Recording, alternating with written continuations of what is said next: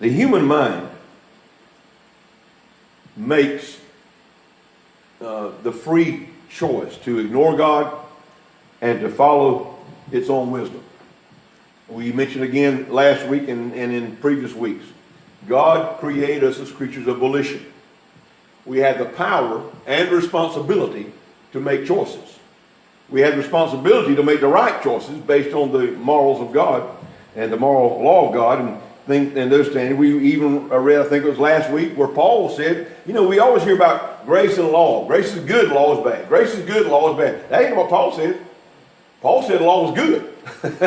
If it's used properly, if it's used as it's supposed to be used, law is good.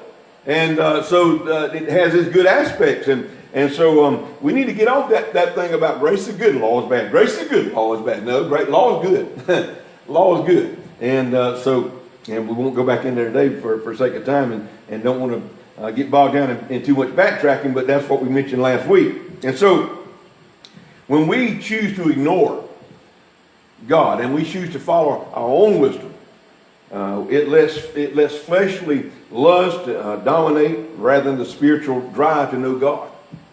And such an intellect leads people astray.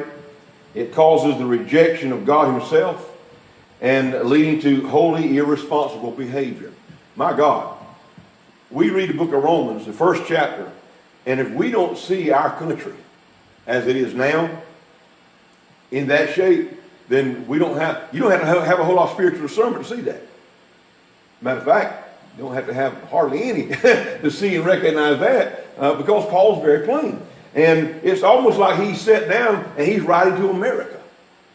And so we've established the fact that God gives freedom to choose, that we know what's right, and yet we choose wrong. When we're bent toward the flesh, we choose wrong every time. Whenever we even know what's right and know what the right choice is. I had a guy call me several years ago. Charlotte knows who it is. It's been several years ago. But he called me. As a matter of fact, he called me a few weeks ago too. But he lives in another state. But he called me, and I think I might have been here at the office one day or something. He called him. He said, "Hey, preacher, how you doing?" I said, "Good." He used to attend church when we lived here. I said, he said, "I got a question for you. I want to know your opinion." Now, I already know what I'm going to do. But I want to know what your opinion. I said, well, if you already know what you're going to do, what you need my opinion for? That's the way the world is. We know the right choice. But we'll make the wrong choice knowing that it's the wrong choice. And to make matters worse, we'll encourage others to do the same thing. We'll make the wrong choice and the bad choice, and we'll encourage others to do so.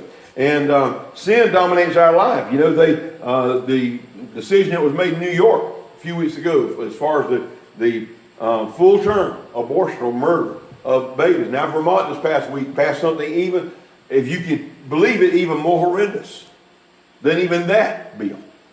And I said, I'm on Facebook, I made a statement. I said, this country is pursuing judgment. I mean, they're actually pursuing. It's like they're daring God to do anything about it. And I said, don't worry, he will. Don't worry, God has not turned his back. God has not lost control. He's in control, and he will, at his time, he will rectify all these things.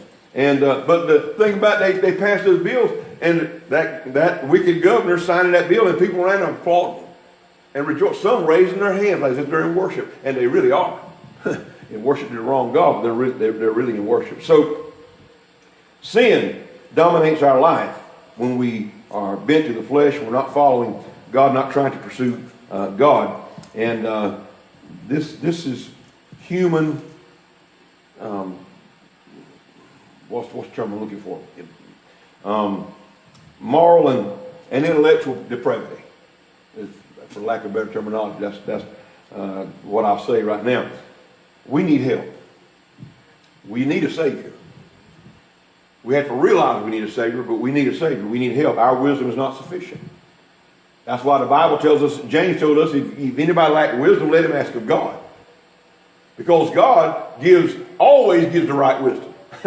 And he gives it liberally. He's not stingy with it. He'll give it liberally, James said. And so we need to ask God for the wisdom that we need that can only come from above. So let's break down these last few verses here in Romans chapter 1 just a little further.